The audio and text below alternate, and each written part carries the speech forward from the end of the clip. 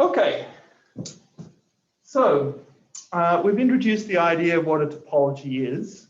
So basically what a topology is given a set, it's just a collection of sets, which we're going to call open.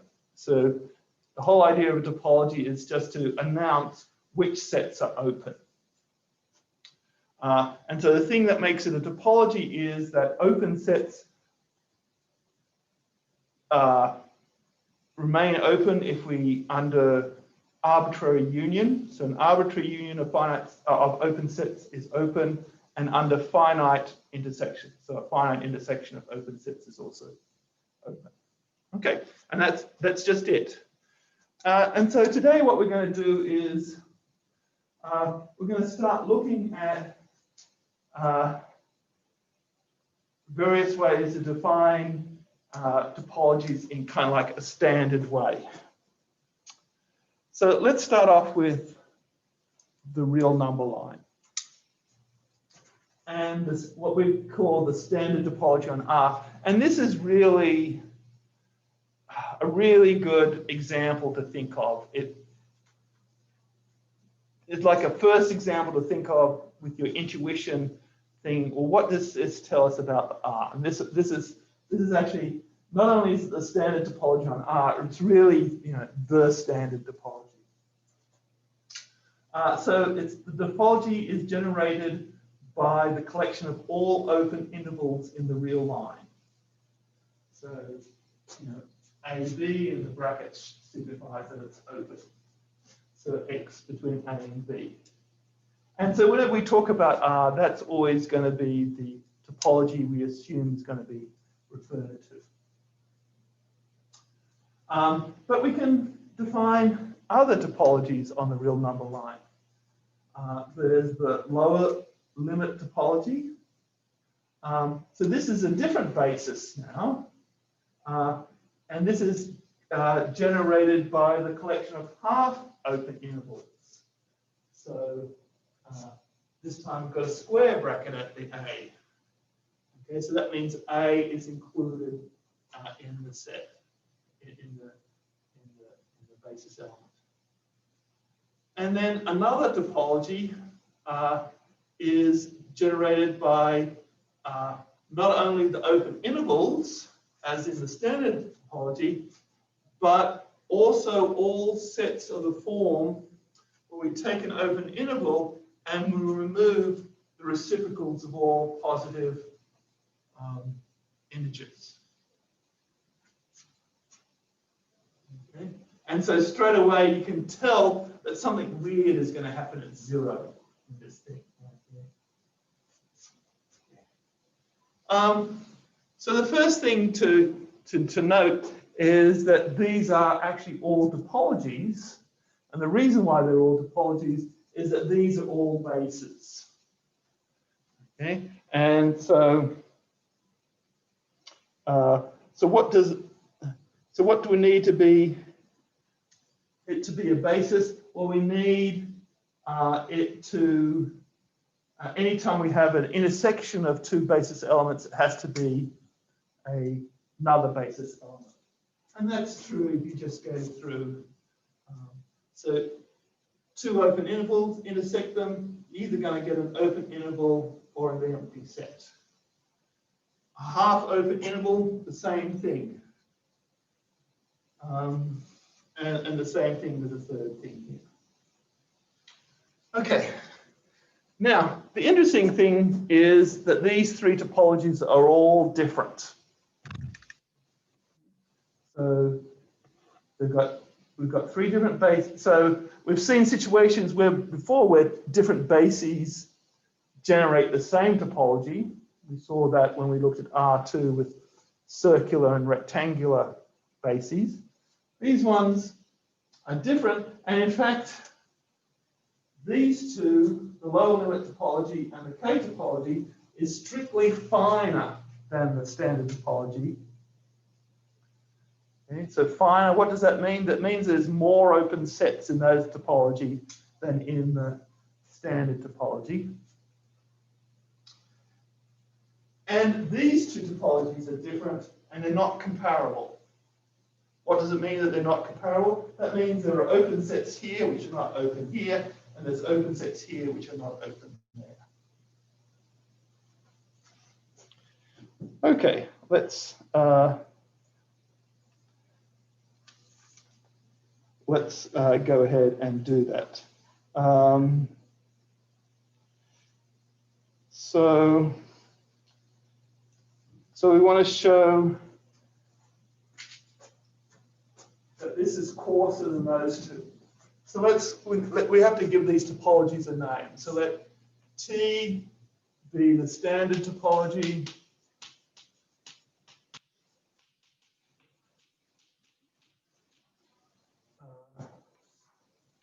T, I don't want a J, look like a J.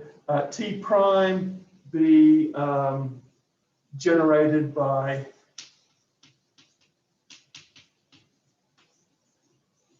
B prime, and T double prime the K topology, that's generated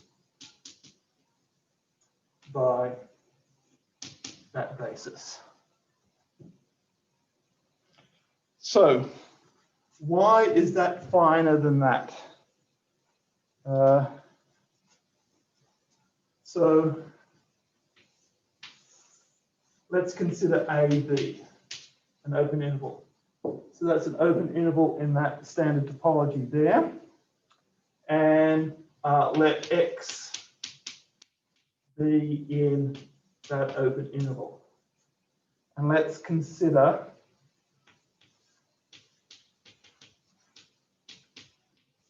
XB. Okay.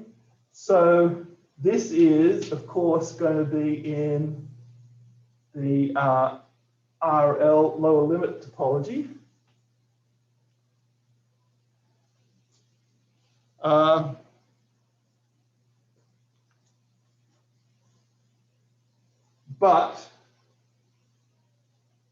So this is in this topology here, but there's no interval CD containing X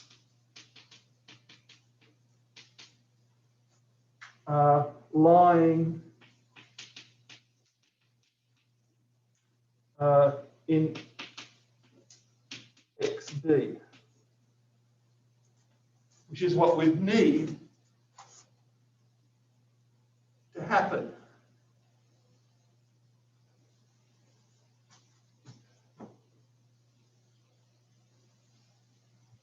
So this is an open set in this topology, and it's not an open set in the standard topology.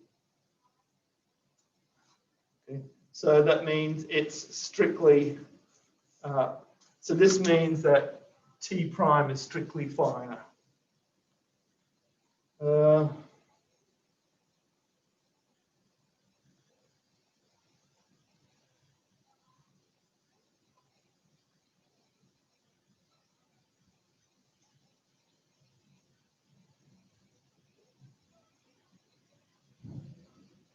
Okay, so this topology here contains this topology, right? Because this basis here includes the basis B. Okay, so this topology, so straight away, this can't be finer than that because this basis is included in that basis there. So what we want to show then is that they're that it's strictly finer. So let B equal the set -1, 1 minus K. And that is an open set in the second topology because it's a basis element.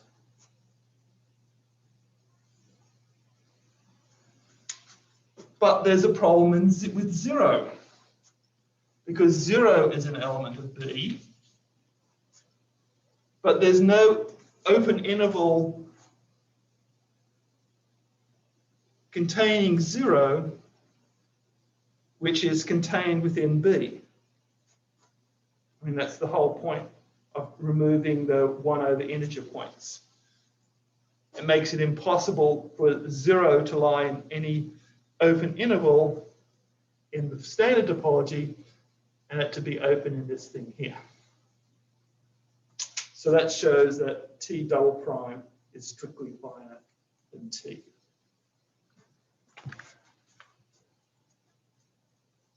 Okay.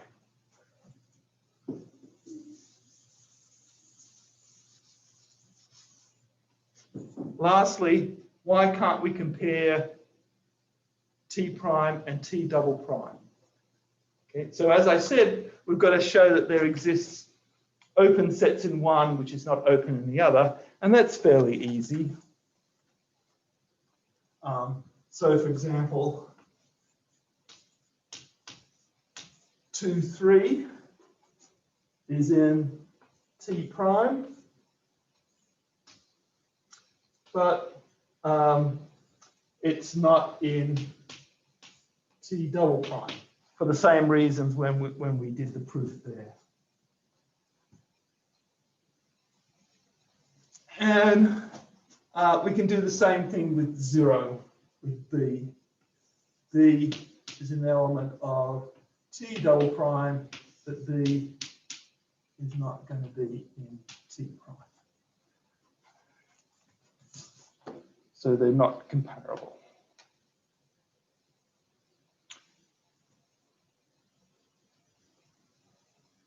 Okay.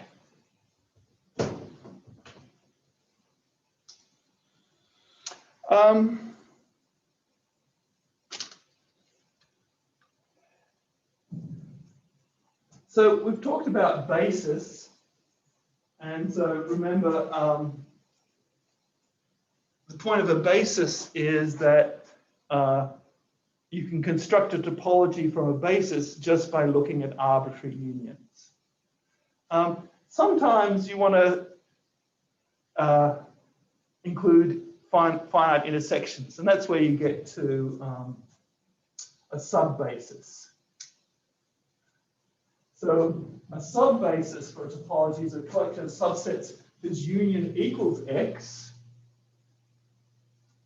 and the topology is defined to be the collection of all unions of finite intersections of elements of S.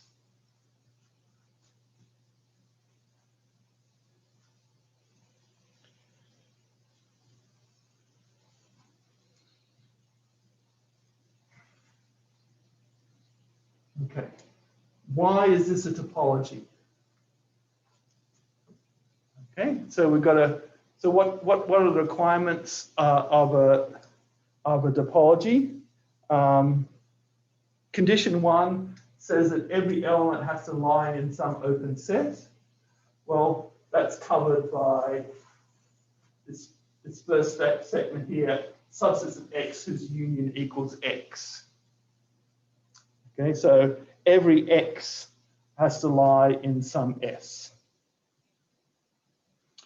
And then why is it closed under finite intersections?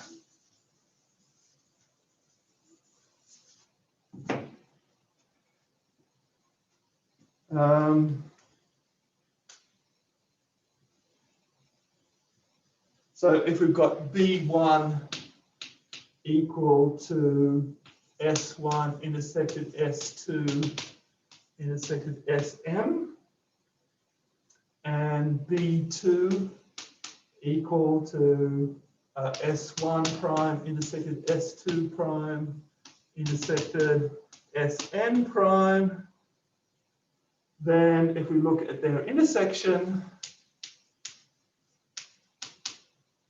we see that that's equal to S1 intersected Sm intersected S1 prime intersected S2 prime intersected Sn prime.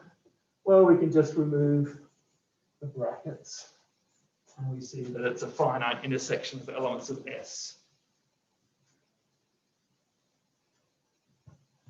Okay, and so hence finite intersection of all elements of S is itself a basis, and since it's the basis, it generates a topology. Okay. What do we want to do next? So the standard thing now is to go ahead and look at various constructions, various structures, and see is there a standard way that they then give us a topology. And so the first thing we're going to look at is an order. So does everyone remember what an order is?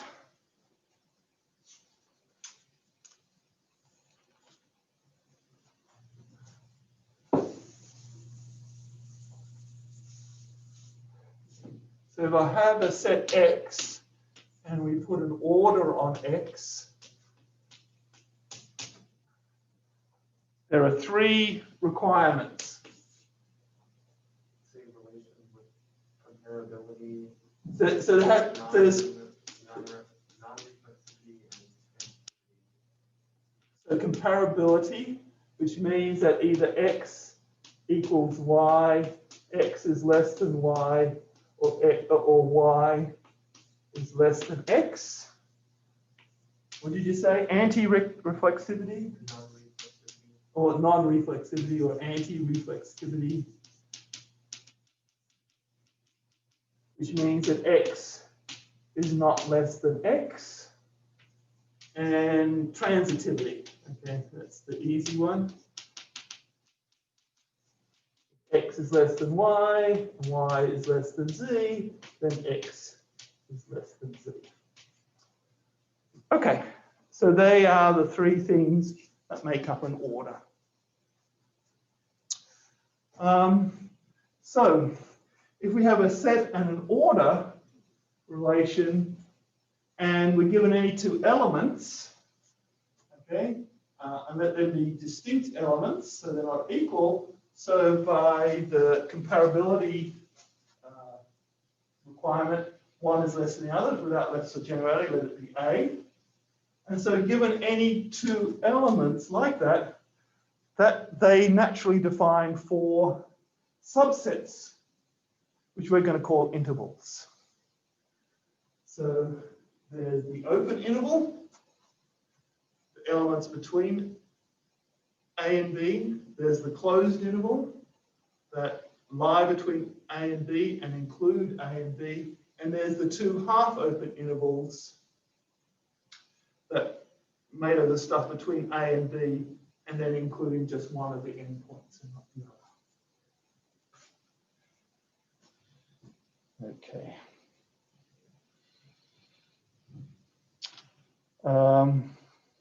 So what we want to do is use these intervals to construct a topology on our set, and that's going to be called the order topology.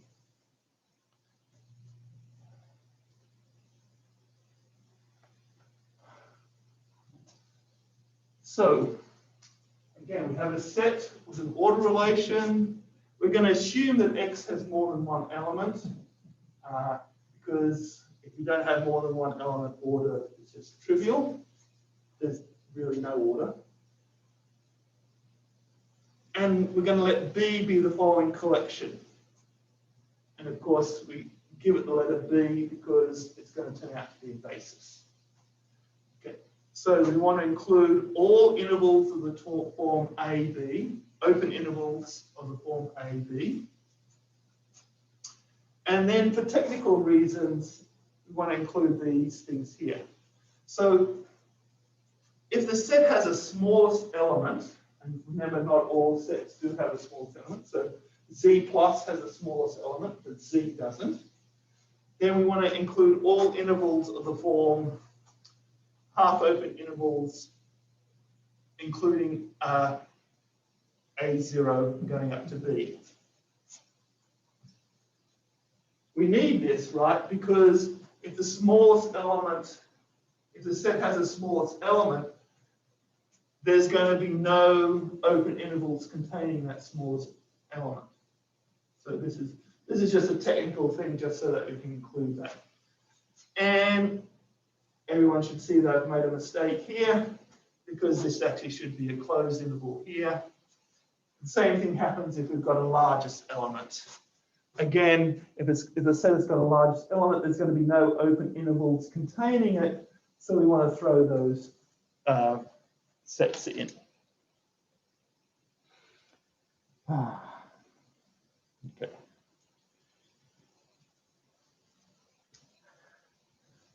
Claim that forms a topology. Because we've included forms, intervals of the form 2 or 3, that means that every element in the set X is going to be in one of these intervals. And the other thing we've got to do is we've got to show that the intersection of intervals is going to be a basis element. Well, intersection of any open intervals is either going to be open or empty. Intersection of intervals of this type with other ones of these type is going to be of the same type. Intersections of this type with this type are either going to be empty or of this type, of type 1. Intervals of type 3, if we intersect them among themselves, are going to stay intervals of type 3. If we intersect them with intervals of type 1, they're going to be empty or intervals of type 1. And if we intersect these intervals with these intervals, we're either going to get intervals of type 1 or we're going to get empty sets. And that basically goes through the whole thing. Okay, so it is a topology, and that is called the order topology. Excellent. So let's have a look at some examples. The standard topology on R, like we mentioned before, is the order topology. You know, if you remember back when we defined it as generated by those open intervals. And that's it. Oh, notice that open intervals are open sets under this topology. That sort of justifies the use of the name. Let's talk of a different order, which is going to generate a different topology. And let's use the dictionary order on R squared. So we're going to say that one element is smaller than another if it occurs first in the dictionary, i.e. A is the first item is less than the second item. And if the items, the first items are the same, then if B is the second item is less than the other one. So open intervals kind of look like this. So between an A cross B and A cross D,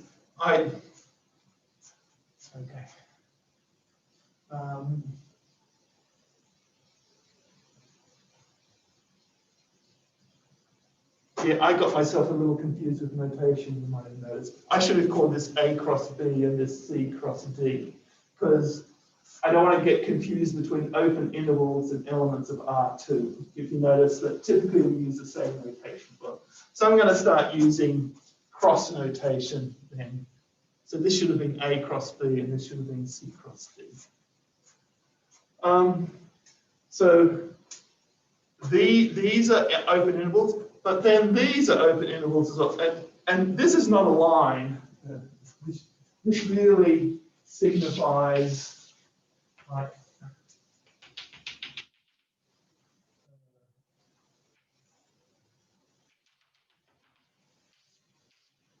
region like this.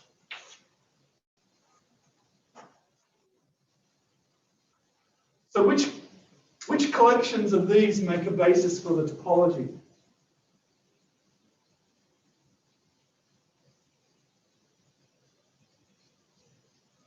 So obviously by definition of the order topology, A and B, both of these things are needed, or both of these things together, all those sets will make a basis for the topology. But is there can we have just of type A or just of type B?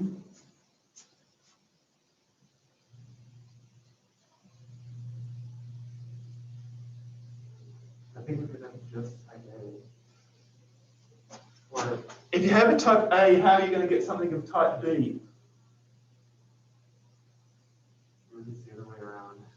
Yeah, it's the other way around, right? To get from A to B, you're going to have to do, I think you're going to have infinite intersections to get from A to B. To get from B to A, what do you need to do? A union, right? So you go through each of these, each line here could be made as a union of intervals of this kind, and then we just have unions of those lines. So this can serve as a basis for the whole topology, right? Because we just have union. So if this is X going from A, what is it? A to C, so we go X element of A to C, LX, right? That's an infinite line, each one for each element, each point on that interval, and LX is the union n from the integers of what is it going to be? N plus 1. Oh, but then we need the endpoints as well, don't we? So maybe every 2n integer, something like that. But obviously any line can be made up as a union of intervals. So I know this. N minus a quarter to n plus 5/4, something like that. So that the open intervals overlap. So each line is a union of finite segments. This is a union of lines, so put them together, we've got an arbitrary union. So it's an uncountable union, but that doesn't matter.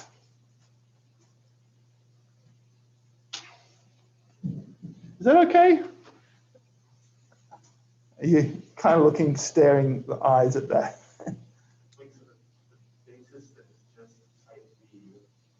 So yeah, so elements of this, all sets of this kind, gives us a basis for this topology. But it's still uncountable. Oh, it's definitely uncountable, right? Because each A is the reals.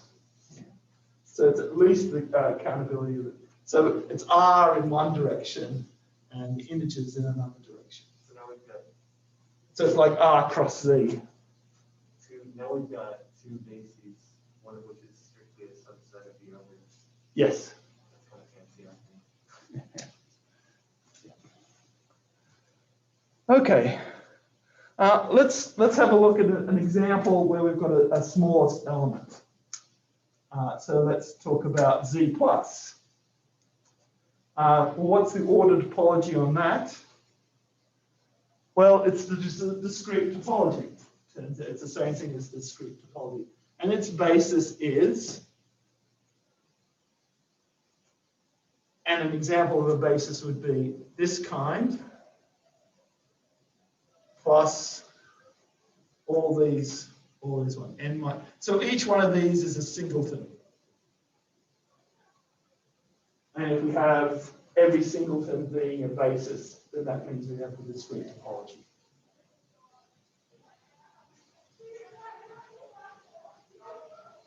Okay, another one, with a little bit pathological. Here is the set which is just the set of order 2, Cartesian product of the positive integers with a set of order 2.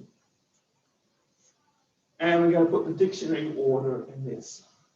So this element has a smallest element, which is just 1, 1.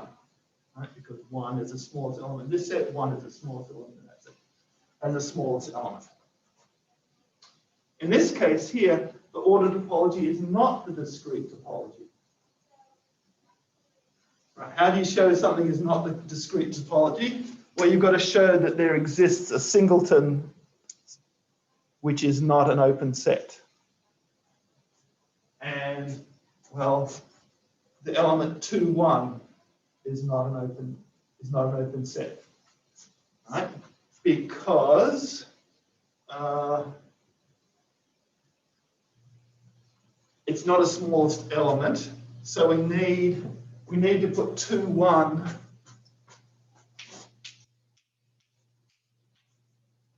oh, hang on. Let me call it 2 cross 1.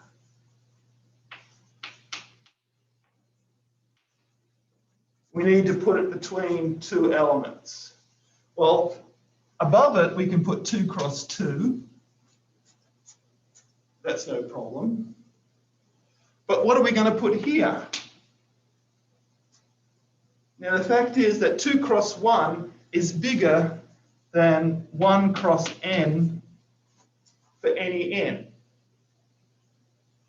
But the thing is, so 17. Oh, no. I'm going to put it 23. No, there's a number bigger than 23, etc. The problem is there's no biggest n that can serve as a lower bound for that singleton set. So that any open interval containing 2, 1 is going to be an infinite set because it has to contain elements of the form 1 cross n for some n. And once it includes that, it has to include all the ones higher than it. Okay, so that's just.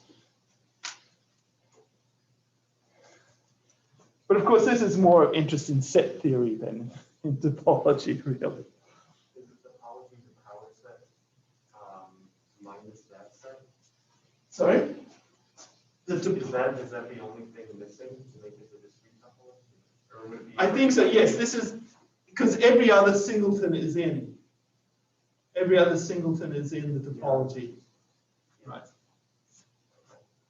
So it's just the discrete topology minus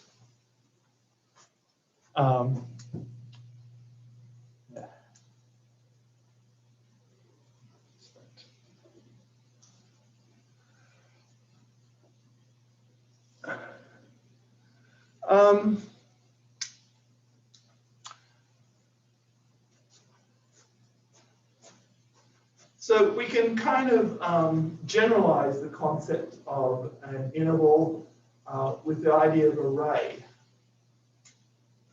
And that is, we include infinity and minus infinity, but they're not elements of the set X. They're just, infinity is not a number, right? It's a behavior. So when we say the open interval A infinity, well, that's actually the ray, A infinity. And what we mean by that is just the elements of X which are bigger than A. And we call that an open ray. Or the elements less than A, that's also an open ray, going from minus infinity to A. Or we can include the point A, and this gives us closed rays.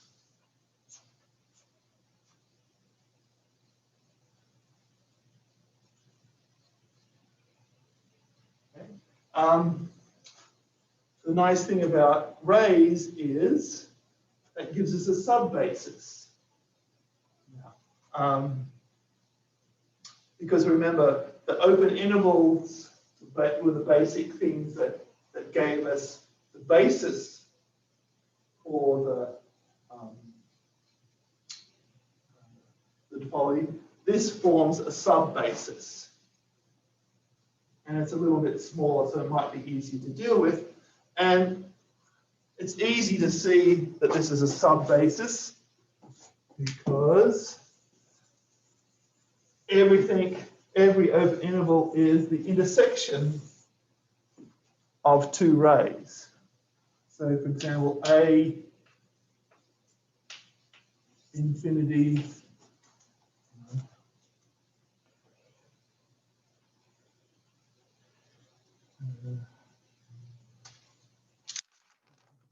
again. Oh, A infinity intersected minus infinity B is going to give it to us, right? So that equals AB as long as A is less than B, it equals the empty set otherwise.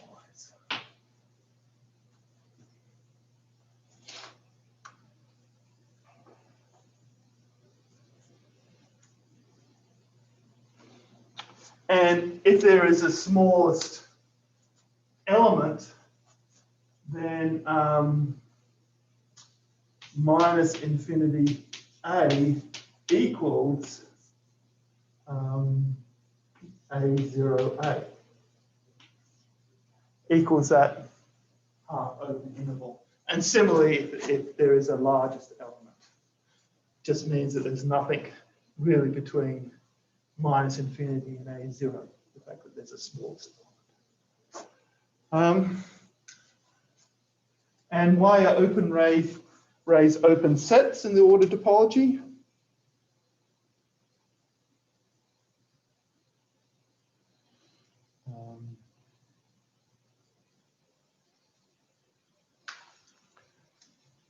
Because we can, oh, sorry. I was going to say that you need the regular open interval. Yeah. Just let one end of it come towards infinity. Exactly. So any ray we can set up as a union of open intervals.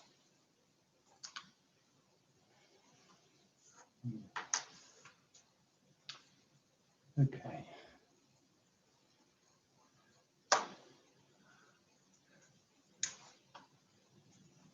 Another natural way, another standard way to construct topologies is like if we already have two topologies, we can take the product of them.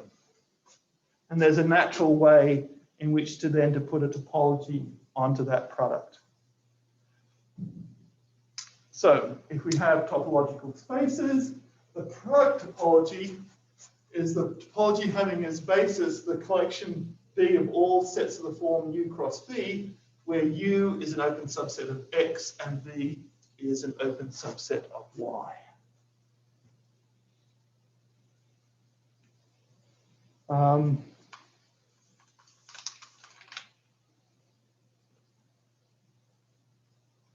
Okay.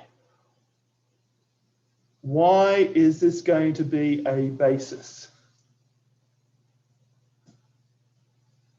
So what do we need for a basis? We need every element to be in some basis element.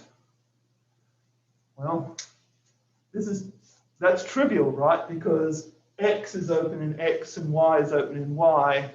And so X cross Y, the product of X and Y, is an open set. Okay, so that did. What happens about intersections? Well, we have this picture here. Okay, so here we have U1 cross V1, and here we have U2 cross V2. What is their intersection? Well, the intersection is just this thing here. So the intersection itself is going to be what is it? It's going to be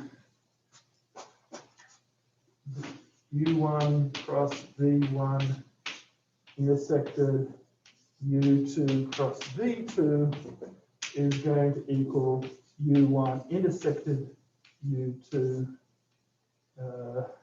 cross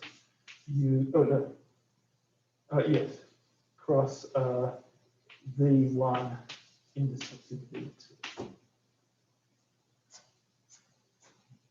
Assuming, of course, that they're not ever empty sets. Then we can take care of that case. Okay, so it is a topology. Every element is in there. That is a basis. Every element is in some basis element, and the intersection of any two basis elements is a basis element. It's not a topology, right?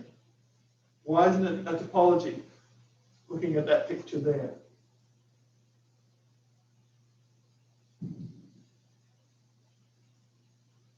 So for a topology, it has to be closed under unions and intersections. Okay, we see that it's closed under intersections. Is it closed under unions? No. What's the union of these two sets? It's this weird blob here, and we can see that that's not of the form U3 cross V3. So it's not a topology, but it is a basis.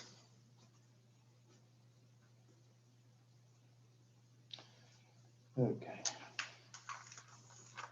We've got time for oh yes, we've got time to finish off with this theorem.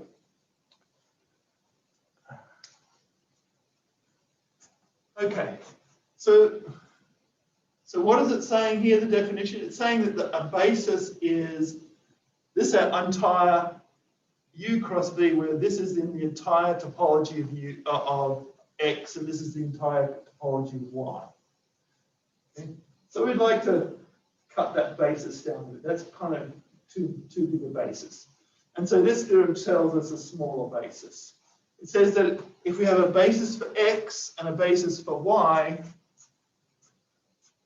then we just have to look at the product of those bases to get a basis for X cross Y.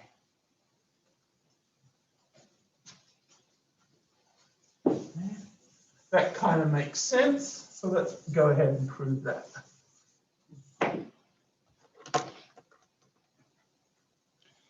And to prove that, we're going to use 13.2. So let me just remind you what 13.2 is. So we need to show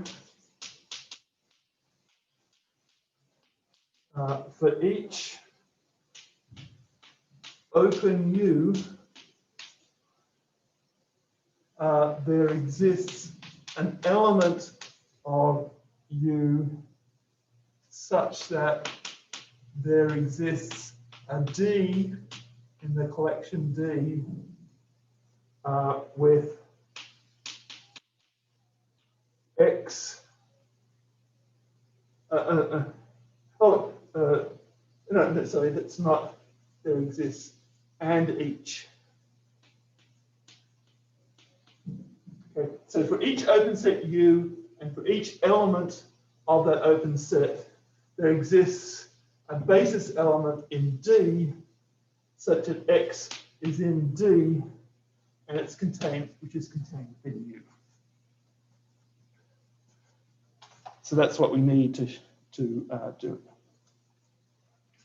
Okay. So let's say we have W, an open set in X cross Y, and let X cross Y be an element of W.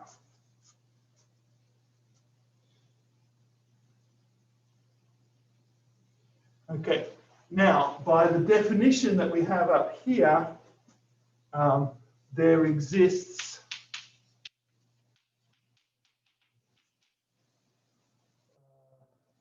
a basis element U cross V such that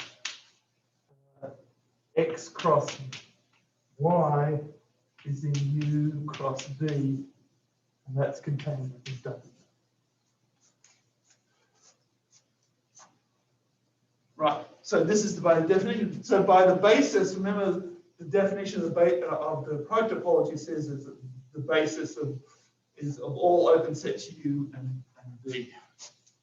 So U and V are open sets. But B and C are bases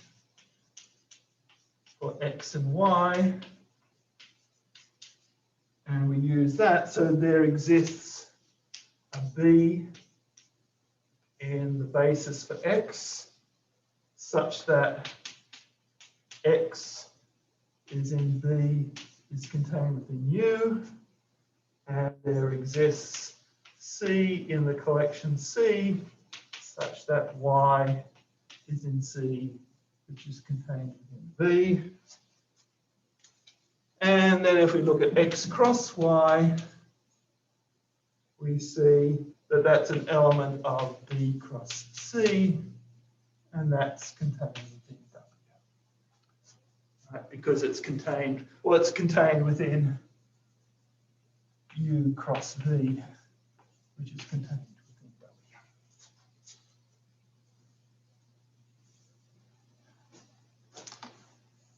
W. And there we go.